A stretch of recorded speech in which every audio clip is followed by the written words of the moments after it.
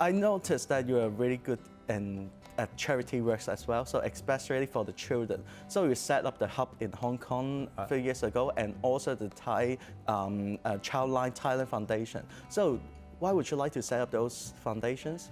Well, Ian, I'm a big believer that if you're fortunate in life, you should give something back. I came to Hong Kong in 1981, as you mentioned. I had a job, which was good, and I had a suitcase full of clothes, and that was all. And Hong Kong has really been giving me the benefits I have in my life, right? I've been fortunate to make money by living in Hong Kong, and Hong Kong greatly benefited me. And so I feel that if we're fortunate, we should give back. I used to give money to some of the big charities. In the global financial crisis, I saw that some of these charities lost money trading these derivatives, and I thought, you know, well, this is donated money. Yes. Why should they be playing derivatives markets? They should be giving money to the people who need it. Yeah. So I'd met a guy called Reverend Bill Cruz, and I was thinking, well, what's the best way to give back? And I thought, well, definitely it's going to be Asia. Yeah. And definitely I think it should be children, because children who are in a difficult situation are not there because of their choice. Yeah. It's because of a choice that adults made for them. Yeah. So it's not fair. And so I had the opportunity to work with Reverend Bill and Childline Thailand Foundation to set up the hub in Bangkok, which is basically for homeless kids, right? Street kids. Yeah. And we support them, and we give them hygiene and food, and we train them. And most of the kids have actually come through and gone back to their families or got a job. It's been very successful. And then when I came back to Hong Kong, that was in 2011, I came back early 2012 to Hong Kong, and I was talking with one of my friends, Bruce Stinson, and he said, look, we've both been very lucky in Hong Kong. We should do something for the children of Hong Kong too. I said, great idea. So we looked, and we worked with a charity called Against Child Abuse, which also runs the Child Helpline here. And they said, look, there's no problem of street kids in Hong Kong, but there's over 200,000 people, children, living in poverty in Hong Kong, based on the government's own statistics, right? And and they said, we'll show you. So they took us around, we toured around the poorest areas of Hong Kong, including Sham Shui Po. Yes. And we, honestly, Ian, I was shocked. I'd been in Hong Kong so long, and I was shocked at the level of poverty that existed in this city, right? And shocked and a little bit ashamed, right? Because you know, I live in Hong Kong Island, I work in Times Square, I live in Jardines Lookout. You know, my life is just really in a very small area, and I never knew that there was these people just a few kilometers away suffering so much. So we immediately said, okay, we've got to do something for these kids. And so the whole idea of the hub, we set it up in Sham Shui Po. We started almost 8 years ago now, in 2013. The whole idea of the hub is to give these kids a chance to participate in life. Yes. Like I did growing up, and so we help them with the education. Yeah. We help them with the entertainment, like excursions. Yes. We do sport, we do computers, we do music, we do arts, and we have a lot of people volunteering to come and help. And so it's been great. We've had thousands of children come through.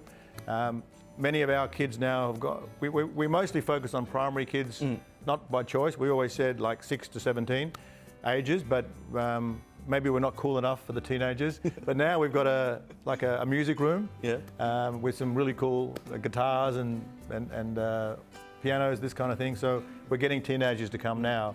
And just the great tragedy of 2020 was that because we're a school, when the kids really needed us, when the schools were closed, and they're living in a incredibly tiny apartment and nowhere to go, and that's when they really needed us, and we couldn't support them in the hub because we weren't allowed to open. So we've done a lot of outreach. Our social workers went around to see them. We recently worked with a very large company in Hong Kong to donate 200,000 masks to the needy families of Hong Kong. We do a lot more than just children, actually. We support the mothers, a lot of the single mothers, right? We give them fresh fruit. We teach them about nutrition. Yes. We teach them about hygiene. We teach them about calm family situations. Because when you have no money, these kind of things are not obvious, right? Yes. You only want to get enough money for your next meal. So Yeah, we've been going for 8 years, and we're really proud of the work that we're doing, and we want to expand and open another one this year. Good. Yeah. If I could say in one word what it gives the kids is confidence. Yes. And I always like to tell a story that some years ago, when Matthew Jung was the Secretary of Welfare, before he became Chief Secretary, he came to the hub. He was very kind. He spent a long time there, and he went to visit an English class, and he said hello to the kids, and then he was walking out, and one little boy, at the time he was 9 years old, he said, "Sir, excuse me," to Matthew. He said, Matthew said, "Yes." He said, "Sir, you can't leave." And Matthew said, "Why can't I leave?" He said, "Because you didn't shake my hand," right? Wow. And this was all in English, by the way. Yes, yes. So this 9-year-old boy from the poorest area of Hong Kong had enough confidence to speak in English, his second language, which he only just started learning a few months ago, to one of the most senior government servants in the country, right? And I just thought, wow, that really encapsulates what the hub is all about.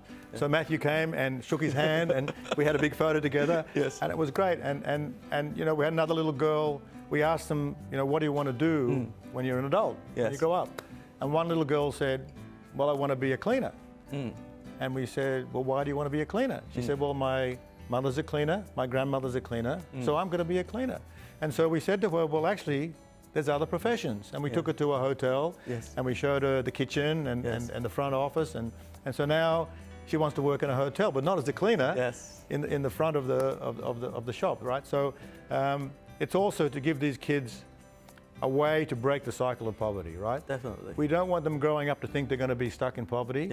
We want them to think they've got a chance, right? And I think, you know, last year and in 2019, we had a lot of difficulties with protests, and the younger kids in Hong Kong weren't happy, and we understand there's issues, you know, housing affordability, what's my career going to be like, and can I afford even to live in Hong Kong?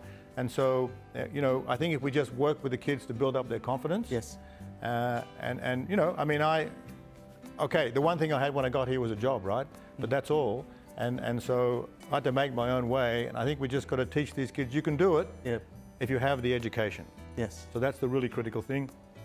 We need to give them the education. David, as you said, you are now 64 years old. Since day one that I have met you, it seems that you're getting younger and younger. You never age. Is it the reason that because you set up a healthcare company? That's a good question, Nina. Thank you very much for your compliment. And we've known each other a long time, and you look pretty much the same too. So I have a healthcare company. It's called Miskawan Health Group. And my co-founder is an amazing German doctor called Dr. Johannes Wesley. And he basically, he works under what's called functional integrative medicine. So what that is basically using your own body to keep yourself healthy, right? Our body is an incredible, you know, organism, and has all these other, you know, millions of years of evolution. We've developed these incredible stay healthy systems. We're living a bit longer than we're designed to. So as you perhaps get past the age of 40, you're still a young man, so you're okay. But as you get past 40, you know, things start to break down, and body comes a little bit out of balance, and then you have male andropause, female menopause, and so you need to get maybe some natural complements to, you know, our diet is not always perfect. The basic premise behind the business is that we want to keep you healthy through prevention, right? I mean, it's not easy to convince people to come in and see the doctor when they're healthy. But I first went to see Dr. Wesley in my mid-50s, about 10 years ago, because I was not feeling as energetic and vital as I wanted to be, as I used to be. And so we did all the testing, my wife and I, and then after we took the treatments, it took a while, because, you know, a lifetime of bad habits doesn't get fixed right away. But by the time I'd seen Dr. Wesley for over a year, and it continues to this day, I feel really healthy, have more energy than I did 20 years ago, and my body is really calm and balanced. And so things like dengue fever or regular flu or even coronavirus, if your immune system is calm and balanced and strong, you should be able to fight off these illnesses by yourself, right? You might have some impact. They might get a fever or something like that, but you should recover quickly. So I would say that the projects that you're doing and your business you're involved in actually is just like helping the needy people. How about yourself? Do you have any personal goals in coming soon? It's a good question. My personal goal for this year is to make the health business highly successful. And then my wife set up a vocational training center for teenage girls in Myanmar, in Yangon. She's from Myanmar. And so we've just been very fortunate to get a grant from Rotary International, together with the Rotary clubs of Kowloon North and Hong Kong, and Hamburg Neustadt and Taipei. And so we've got this money now to train these young girls, to give them some skills to go and get a job, right? So rather than just give people money, it's better to empower them, like we talked before, have an education. So we're going to teach them basic skills like makeup skills, hair skills, cooking, kitchen, this kind of skills. At least they can earn for a living. And they can get a job, right? Exactly. So then maybe it's just a first level job, but they're earning their own money, right? And so we have a big ambition to make this successful in Myanmar. And of course, as I mentioned, I just became a grandfather a year ago. And I think my daughter's bringing my granddaughter out end of the month, so I'll get to see her again. And then another daughter of mine's having a child in June. So, I think I'm getting a big family again quickly. And so, of course, one of my ambitions is to spend more time with my family. But, I guess my passions are, in this time in my life, of course, make the medical business successful, but family and helping children and horse racing. These things are my life, Ian. So I'll still follow that very passionately, and I'm just a little bit sad because of the current regulations. I can't go to the horse races. All of us who like going, we're all a little bit. What's going on, right? A little bit lost. A little bit lost. So I'm sure all of the people who are listening to us today are in the same situation, but at least we can watch our passion on TV, and it's really nice to at least have that outlet, and I think it won't be too long before we can go back to the races. Definitely. David, thank you so much for your time and your sharing today, and hopefully I can see you in the Group 1 winning pictures very soon. Thank you so much, Ian. It's been great to be here and share the day with all of the horse racing fans, and good luck as well with all your horses. You've been buying a lot in Australia. Thank you for supporting Muskoka Farm. And we'll see you at the winning circle as well. Thank you very much.